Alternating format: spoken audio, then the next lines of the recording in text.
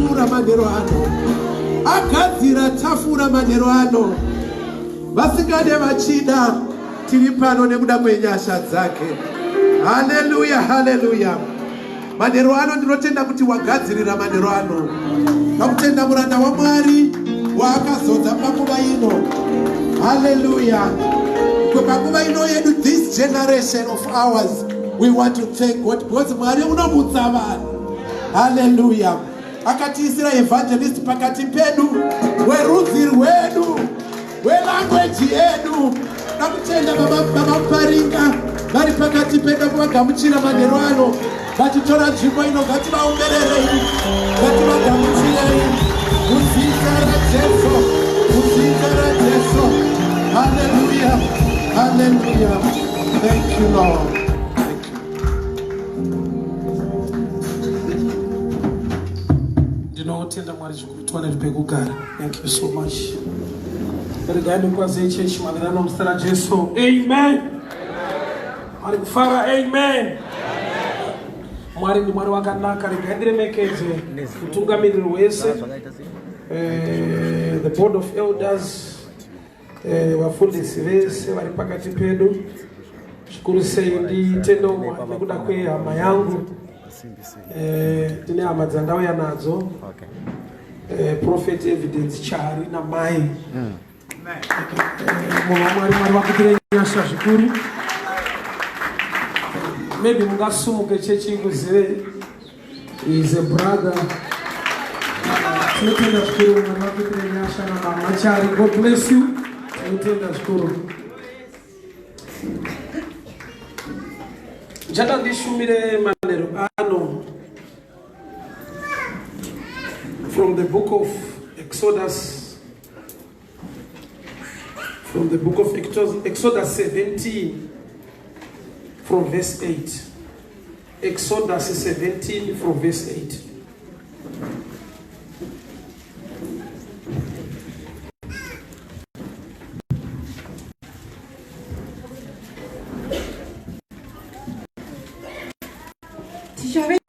Exodus chapter number 17 kubva pavhesi ya8. VaIsraeri vanokunda vaAmereki musoro weshoko. Zvino Amereki wakauya kuzorwa navaIsraeri paRefidhimu. Mozisi akati kuna Joshua, utitsaurire varume ugondorwa naAmereki mangwana. Ini ndichamira pamusoro pechikomo, ndakabata tsvimbo yaMwari muruoko rwangu. Joshua akaita sezvaakanga audzwa naMozisi, akandorwa naAmereki. Mozisi naAroni naHuri vakakwira pamusoro pechikomo. Zvino vakati, kana Mozisi achisimudza ruoko rwake, vaIsraeri vokunda. Kana oregera ruoko rwake pasi, Amereki wokunda. Asi maoko aMozisi akazoneta. Zvino vakatora ibwe vakariisa pasi pake, vakagara pamusoro pake. Aroni naHuri vakatsigira maoko ake, mumwe kuno rumwe rutivi nomumwe kuno rumwe rutivi. Maoko ake akava nesimba kusvikira pakuvira kwezuva. Joshua akakunda Amereki navanhu vake neminondo inopinza. Thank you so much. Father, we thank you for such a time to hear your word. Speak to us, instruct us, and correct us in Jesus' mighty name. Amen. Yandaverenga ndehondo inosanganikwa nevana veIsraeri pavari kubuda muEgypt. MuEgypt vakarwirwa naMwari. Nyaya yeEgypt toiziva. Panonzi, when I see the blood I will pass over. So Mwari wakaita munana akaburitsa vanhu pauranda kuna Pharaoh muEgypt. But vachangobuda vasvika pane nzvimbo inonzi Rephidim muwilderness, vane hondo yavasangana nayo. Havasiriwo vatadzira vaAmaleki. But Bible rinoti pavakasvika paRephidim, Amalek came to fight against Israel. zvoreva kuti pane zvimwe zvekuti hakusi kuda kwako, kutadza kwako kana kugona kwako, but kune dzimwe hondo dzinorwiwa muupenyu. Hausiriwo wakazvitanga, hausiriwo wakadenha munhu, but kune hondo dzakangokumirirapo. Ende vanhu ava vaburitswa naMwari kuti vaende kwavanofanirwa kuenda vasati vasvika. They are just out of Egypt. When the wilderness is a passing phase, kwavari kuenda destination yavo iKenani. So vari kuenda kundotora Kenani. But vasati vasvika kuKenani zvavakapiwa naMwari, there was a battle along the path, muri mudesert place. Havana kubuda Egypt kuti vatore gwenga, but pavangobuda muEgypt kune mweya inonzwa kuti havafanirwa kuenda kwavari kuenda. Muupenyu pane paunorwiswa nokuti une zvawaita, nepaunorwiswa nokuti mweya yetsvina inoziva kwauri kuenda. Saka dzimwe nguva unogona kunetseka kuti vanondivengerei, uri kuvengerwa kwauri kuenda kwete kuti wasvika. Hausi kuvengerwa kuti une mari, uri kuvengerwa kuti une potential yekuzoita mari. Kuri kuendwa kuKenani havasati vatombosvika kana halfway yejeni, but kune rudzi rwangonzwa kuti aiwa vanhu vatinofanirwa kuvarwisa. Saka kurwiswa dzimwe nguva kune chekuita nekuti mweya yetsvina inenge inoziva kwauri kuenda kudarika iwe uri kuenda ikoko. Saka iwe unotonetseka kuti but handina chandinacho vanondivenga, but handina kana kutombodzidza vanondivenga, handina kana hama but vanongonzwa kundivenga, ndoshaya kuti vanondivengerei. Chaunoshaya ichocho ndo chandiri kukuudza. Une potential yekuita zvinhu zvihombe. Mweya inotoziva kuti uyo akaregedzwa achifamba anosvika. Uyo akaregedzwa achiita zvaari kuita zvipande zvinobuda muupenyu hwake. So kune madhimoni ari kurepresentwa nerudzi runonzi maAmalekite. Nokuti munorwiswa kwete nokuti masvika, but nokuti masimuka matanga rwedu. So there was a strategy yarongwa zvino Moses ndokubva ataura nevamwe vese ndokubva ati kuna Joshua, sarudza varume vanondorwa nemaAmalekites. Choose. Hapana kungodzi vanhu ngavarwe, varwi vakasarudzwa. Yet vanhu ava ifirst time yavo to fight against any people. Vabuda muEgypt as slaves. Hapana kana experience yekuti ava vanogona kurwa, but pari kunzi sarudza. Kuti paisarudzwa by revelation, not by experience. Kureva kuti zvaingotariswa munhu zvotoonekwa kunzi uyu tinokunda naye tinorwa, uyu tinokunda naye ava vakunda dzokaikomba. Pari kunzi sarudza, hapasi kusarudzwa masoja, pari kusarudzwa vakafita kurwa. Zvoreva kuti munyika yemweya zvinotoonekwa munhu uyu haana kwanoenda. Usina chawati waita, pane zvinogona kuonekwa kuti uyu tikashanda naye pane kwatosvika.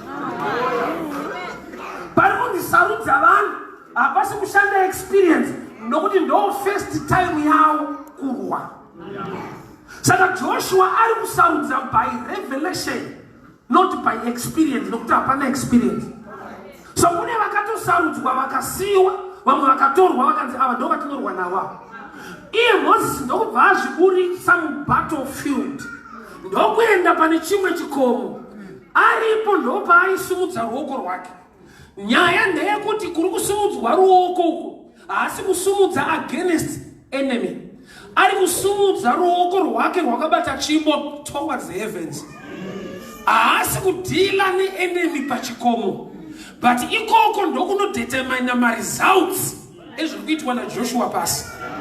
Ufunge life yakatodaro kuti havasi vega vanoshanda nesimba vanobudirira, vamwe vanotokundikana vachishanda nesimba. Nekuda kwekuti battle strategy yavo ndeyekuti nyangwe iye ane effort saJoshua paground, kuna ane final say pane imwe position. Saka uchiona kuti usina kuprofitwa kana kudzingwa dhimoni, unotozviziva kuti pane ari kundiruzisa. Because wewe uri munhu anoita work so hard, anoshingirira anoita zvinhu muupenyu, but unoshandisika nemaresults acho manje. Kana iri mari unototambira yakanaka, but hauna chakanaka muupenyu. Wega unofanirwa kunyuwa kuti pane ari kundiruzisa. Ndakambotaura nemumwe murume achiti ndamatere mufundisi nyaya yangu yedoro iyi yandinetsa nyaya yangu yedoro. Ndakatozodiscover kuti nyangwe akaita choice yekuti ndiye akasarudza kunwa doro, but manwiro akumuudza kuti ndiye vandiri kunwa nawo. Mozimbu rake idiki, but unonzwa wacho ndinodonhedza crate, kurati yega akutonyumwa kuti kumwa takawanda. Because inini chai ndikarova 2 quarts dumbu rakaidiki, but kuona akudonhedza crate, anofanirwa kunyumwa kuti pane timu rokunwa nawo.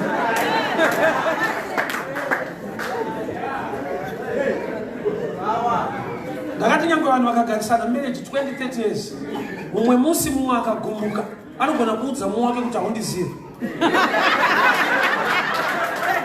kuya kuti chiri kuti haundizive chatosvika izvezvi ende chinorova ichi chaikuda pesa apa ndichimwechi but ukanzwa chiti haundizive mushe pane zvasvika kana iwe nemaroverwo acho unotonzwa kuti panapa simuri mangu arumewo ndaroona vanhu vakawanda nasi.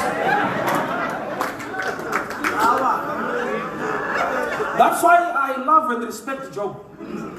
Job tena raundi yakauya mwana kamwanira nyasha chinhu wani chaasina kuita hana kudivorsa yet the room yedivorce was so high. Imagine hadzimai vako mumba warwara zvinhu zvaoma vouya kwauri nerequest yekuti tukai Mwari mufe anofanirwa kumira newe munhamo ndiye ari kuuya achititsanomuka kurova pasi zvinoita nani ende chandotoziva hakuna mukadzi anosvukira kuvashirikadzi zvanoti pana mai Jobho nyange isingaprofiti pana umwe tsanonga vavo kungoda ngogara hako wakangosvirwa nemurume kungozviba hakuna zvakadaro but Job turnaround yake haana kudivorce kuda kuti anga ari mature spiritually akaziva kuti iyi message yako nditukai Mwari mufe havasi madhama wasamukadzidzana ukakura mukurarama muupenyu unogona kugadzira imba yako wega nokuti pane musi waunotuka paunofanira kutonzwa kuti hatisi kutukwa nemumwe wangu tete vake vauende vanotoda kuti munhabvi pamba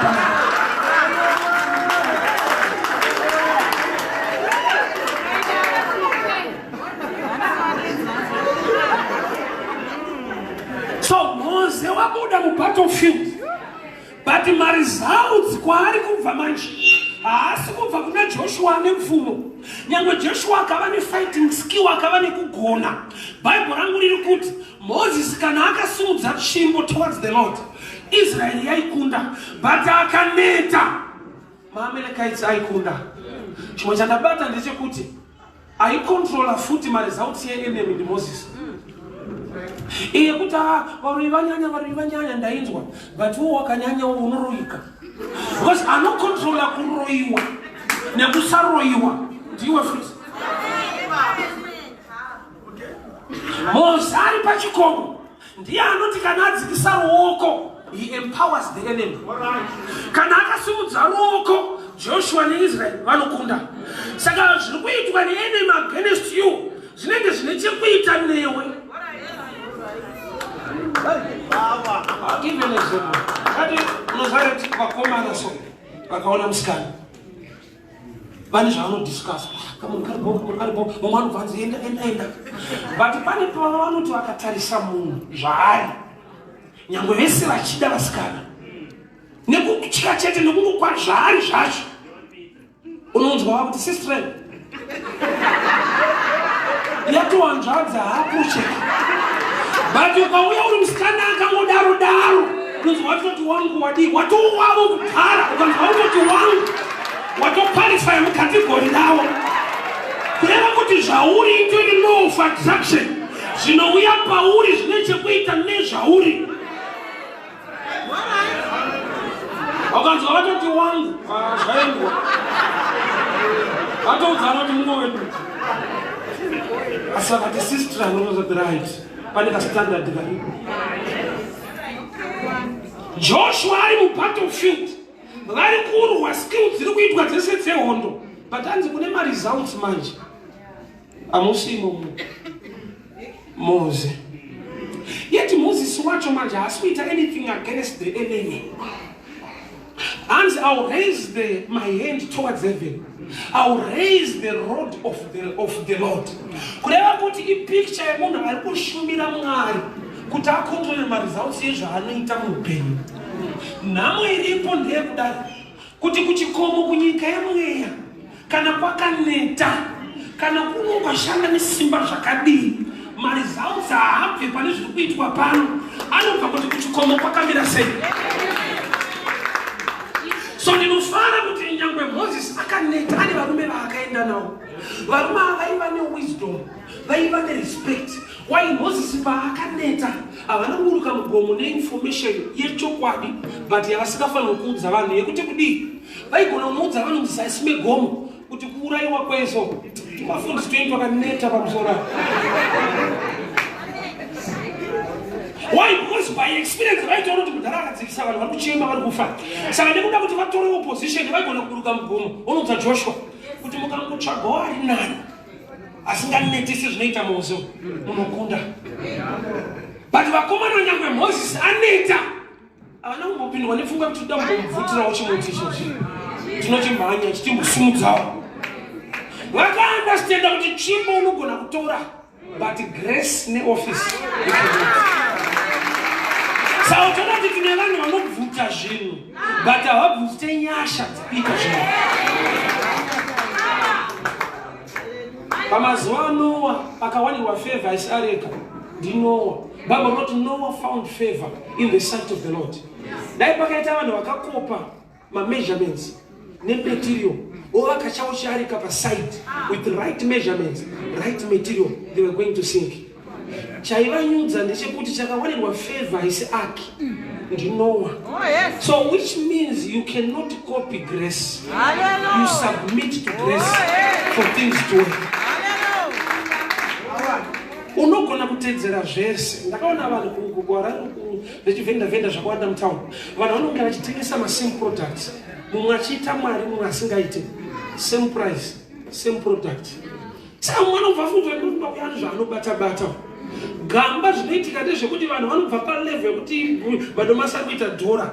Osvika pane ane domasi rake. Anotaurika naye sei? Anofarawo sei? Kuti madomasi anotenderwa kunyemwerera kwako. Hatibike kunyemwerera kana tiri kumbo tinobika domasi but raakutengerwa zino kwete domasi. Iwo unongori kuindu kuti padhora ipapa handiko anoora. Munhu ane influence pazvinhu zvaanoita.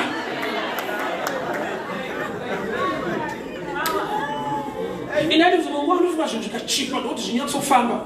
Ndikadiscover kuti kune mashopu anodhura ende haasi kuvhara. Kune vakasarudza kuenda kunodhura iko. Nekuda kwokuti vakazoongorora kuti kumwe kuchipa kunodhura. Kune vaakurespekta chinonzi quality. Zvekuti vakatoona kuti ichi nyangwe chikachipa ichi chinodhura ichi. So Joshua ari mubattlefield vari kurwa ari kushamisika nemari dzavo dzari kuitika. But kuno kuchikomo kune nyaya dziriko. Mose anoneta. Anonzi munhu waMwari. Ndoda kuti ndikuise in two dimensions. Panoti munhu waMwari. There's the human part, is common to everybody.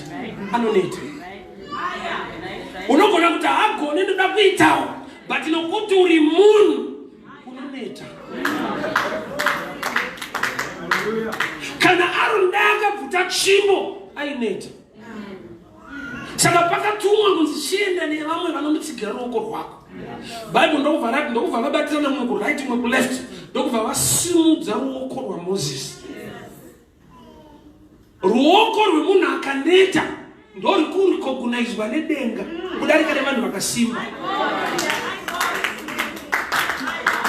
Mose akaneta but is chosen by the Lord to lead. So vakomana vane respect yavainayo kuti mudhara enda aneta tichiri boys but nyasha dzaMwari dzakadirwa pane mudhara wedu.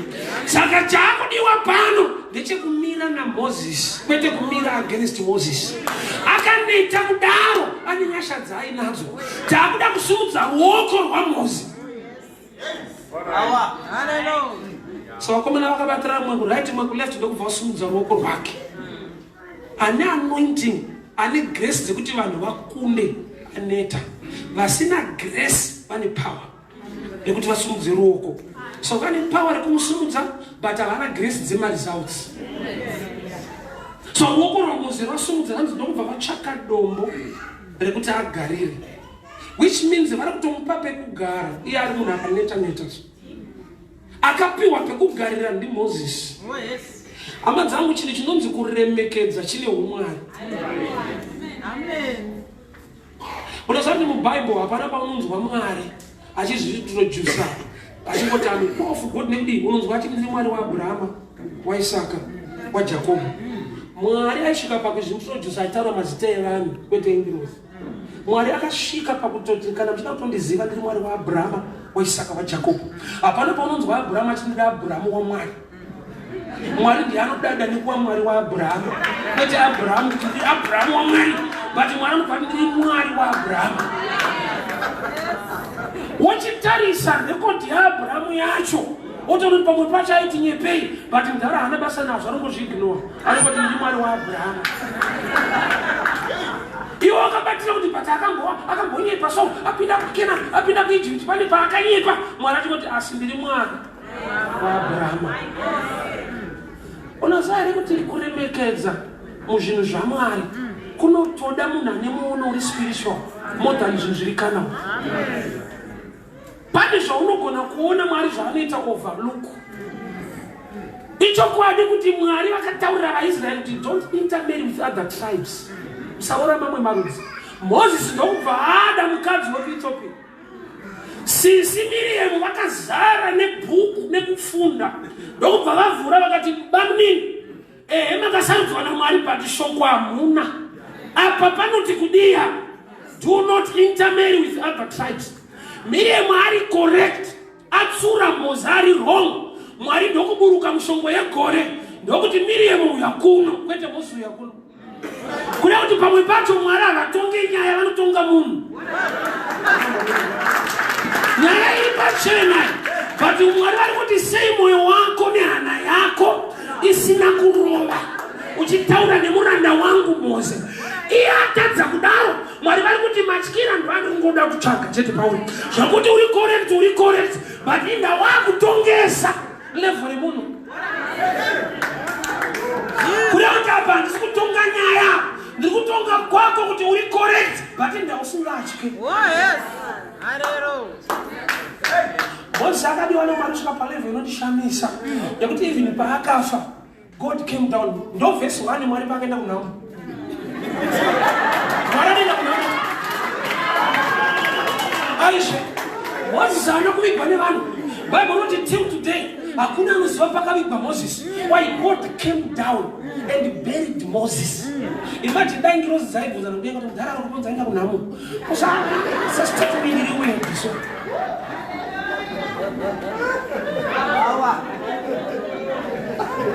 Mwari kwakutoburuka panyika kwakutoenda kurufu. Unoona kuti zvimwe zvese handakana basa nemunhu. Uyo kunama uendeka. Unoona kuti Mwari anoenda.